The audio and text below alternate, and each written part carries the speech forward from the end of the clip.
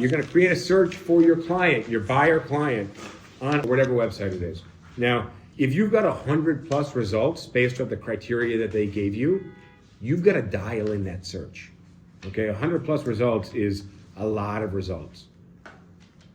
Okay, you're gonna have to dial that in somehow.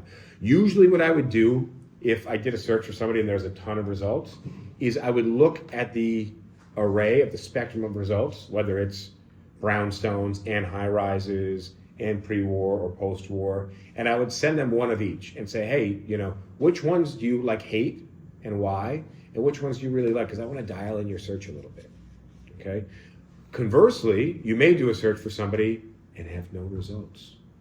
Okay. Now you're going to have to gauge, is their criteria asinine and just never going, it's a pipe dream, it's never going to happen, or are there maybe some options that might pop up over the next couple of weeks and couple of months? Okay. And you may also want to take their criteria and widen it just a little bit. Right? Like somebody with $1 million budget, you may want to search up to 1.2, right? Because you can offer a little bit less. Okay. And those 1.2 may come down over time. Okay. If you don't have a lot of good results, set up a saved search for your client that's going to give you email results anytime a new listing is posted. Every day I come into the office and I look at my emails and I've got alerts for things that I'm looking for, things that clients are looking for, and I look at the listings and go, is this going to be good for this person? And I text it to them or email it to them if so.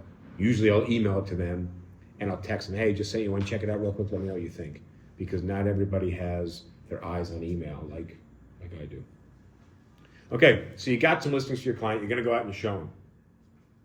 How do you structure the showing based around these listings?